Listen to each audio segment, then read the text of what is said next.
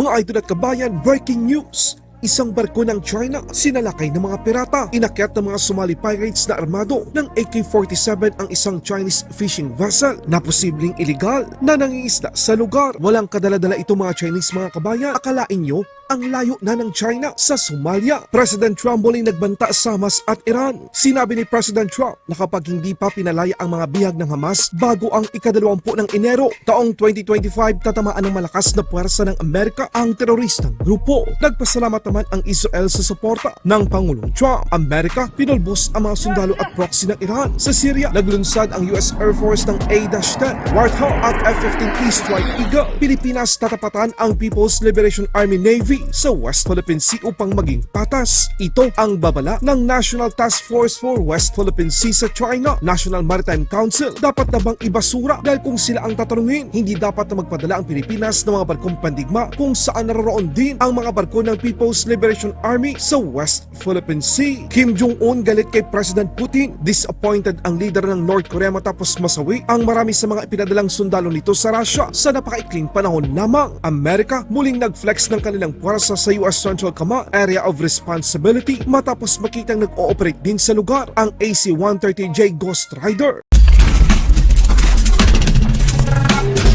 Isa sa mga barkong pangisda ng China ang nasa kontrol ngayon ng mga pirata sa katubigan ng Somalia. Kinumpirma ng European Union Anti-Piracy Naval Force na 18 sa mga crew ng Chinese fishing vessel ang nasa kamay ng mga pirata na armado ng AK-47 at machine guns. Nasaan na ang mga barkong pandigma ng China na dineploy sa Red Sea at Gulf of Aden? Puro porma. Ayun, nasampulan tuloy kayo ng mga pirata. Kasalukuyan namang nakikipag-ugnayan ang European Union Anti-Piracy Naval Force sa mga otoridad ng Somalia at China. Walang kadala-dala itong mga Chinese mga kabayan. Akalain nyo, ang layo na ng China sa Somalia. Sa ibang balita naman, President Trump muling naglabas ng bagong babala at ultimatum laban sa Hamas. Ayon sa bagong Pangulo ng Amerika, hindi siya tulad ng mga leader sa Middle East na hanggang salita lamang at walang aksyon sa marahas na pang-aabuso ng Hamas sa mga bihag nito. Bilang patotoo, inihayag ni President Trump na kapag ang mga bihag ng Hamas ay hindi nito papakawalan bago sumapit ang ika-20 ng Enero taong 2025, ang araw kung saan siya ay maninilbihan bilang opisyal ng Pangulo ng Estados Unidos. Sinabi nito, and I quote, "There will be all hell to pay in the Middle East," unquote. Dagdag pa ni President Trump, and I quote, "Those responsible will be hit harder than anybody has been hit in the long time and storied history of the United States of America. Release the hostage now," unquote. Naku po, kung ako sa Hamas at Iran, gawin na nila ang nararapa. Huwag na nilang bigyan pa ng dahilan ang Trump administration na sila ay gamitan pa ng puwersang militar dahil alam naman natin ang lakas na kakayang ilunsa ng Amerika sa kanila. Agad namang nagpasalamat si Prime Minister Benjamin Netanyahu sa inilabas na pahayag ng bagong Pangulo ng Amerika.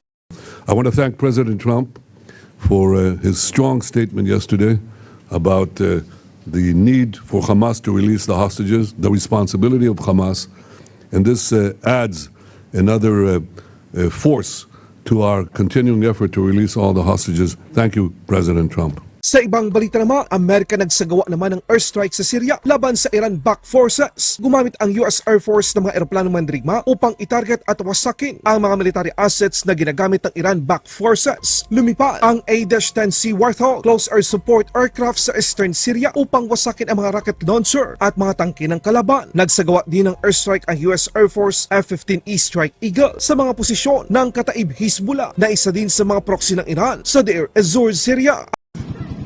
Yes, yes.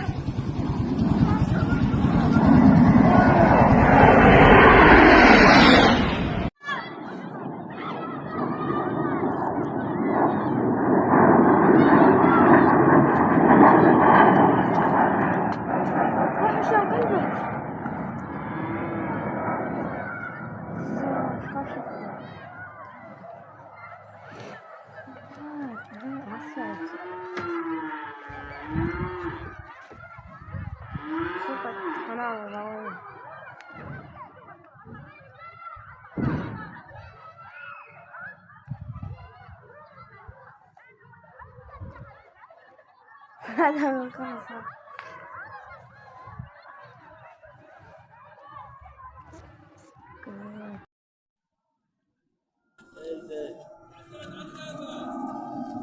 عندك قام يضرب ضرب ضرب चले जाए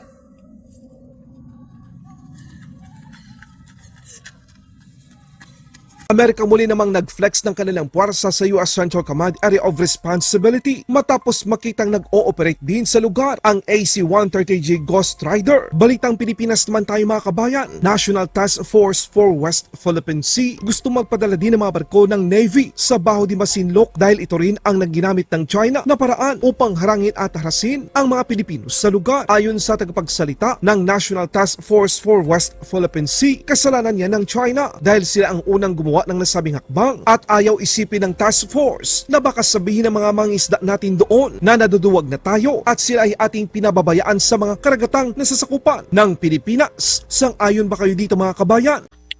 We hope that the People's Republic of China does not see our diplomatic actions or our peaceful actions as cowardice. Right? We do not want to be sending signals to China that they can do what they want simply because we do not want to escalate. No, it is they that first deployed the planned ship. Therefore, it is also within the right of the Philippines, and we reserve that right to deploy also our Philippine Navy ships in the future, monitoring what's happening. But in this case, the PRC decided to utilize the planned ship in blocking a civilian ship of the Philippines. So we are alarmed by this development, and as I said, we reserve the right to deploy our Philippine Navy ships as well, because unfair, it's unequal if a civilian ship is facing a warship of the People's Republic of China. It might be considered as cowardice on the part of Beijing if we do not do anything.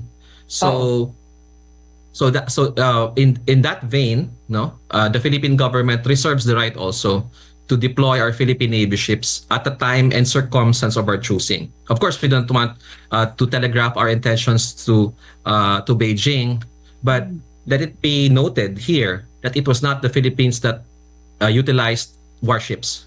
In this particular case, yesterday, it was the People's Republic of China that utilized its planned ships to block and do dangerous maneuvers against the PCG and the BIFAR. Pero kung ang National Maritime Council naman ang masusunod, ayaw nilang magpadala ng barko ng Navy kung saan naroon din ang mga barkong pandigma ng China. Ito ay upang iwasang magkaroon daw ng konfrontasyon ang dalawang panig. Pero ang tanong, sang-ayon ba ang mga Pilipino sa diskarte ng National Maritime Council? Kim Jong-un galit kay Putin. Disappointed ang leader ng North Korea matapos masawi ang marami sa mga ipinadala nitong sundalo sa Russia sa napakaikling panahon lamang. Sa kabila ng mas malapit at suporta ng North Korea sa Russia, ayaw na ni Kim Jong-un na magpadala pa ng karagdagang mga sundalo sa Russia. Hindi daw nagustuhan ng leader ng North Korea ang paraan ng paggamit ng mga sundalo nito sa frontline kung saan nagresulta ng pagkasawi ng mga ito.